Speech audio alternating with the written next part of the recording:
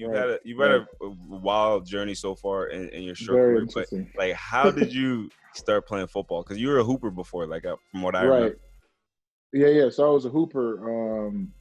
I didn't play organized sports like period until like I think my sophomore year in high school. Yeah. I played like at a charter school actually my freshman year. I take Yeah. it back. I played at charter school my freshman year. In the city of Buffalo, downtown Buffalo, called Buffalo Academy of Science Charter School. And then I transferred to Bishop Timon St. Jude, where I ultimately finished my high school career. So my sophomore year, I was playing basketball, and I mean, I'm like decently athletic. And the football coach at the time, like going into my junior year, was like, if you come out and play football, I can make you to a Division I football player, because he played Division I football at Holy Cross University, and he's like, I know talent when I see that. I can make it to a Division I football player. At the time, I didn't believe him because I never put on football pads before. I'm like, man, like, what am I do playing football?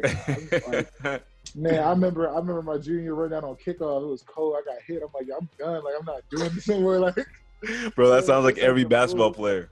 Right. I was like, this ain't it, until I really started to embrace the contact. And man, I was trash even when I first came out. Like my whole junior year, I didn't even play. Bro.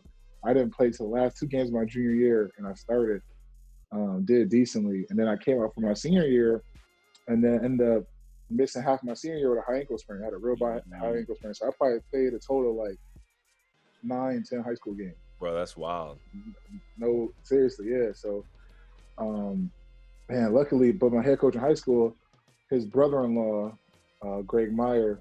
Oh, I remember Greg. Yeah. He was on the coaching staff at UB, and so he just shot up my film, my football film of what I had. I mean, the little games that I had, and he was like, "Man, this kid's really athletic. Maybe we'll offer him a walk-on spot. Let's go to his basketball games." So UB actually came and watched me play basketball. They didn't come to any of my football games. They came and watched me play basketball winter, and then they offered me a preferred walk-on spot, and then kind of just, kept climbing the ladder from there, man. Bro, I remember when I first seen you, man. I like you said you was a walk-on. I'm like, wow, like you had the body type. You know what I mean? You had the look. I didn't know how to get in a 3-point stance. That was wrong. I didn't know how to get in stance. Like everybody kind of knew, like, once you figured it out, things would get better. So like you had a similar like kind of career like in high school as Mac, like Khalil Mack, right? Because he played basketball, up until his junior year, I think, and then started getting, looks for football, transfer to football, just like you. When you got to UB, was that somebody you was looking up to?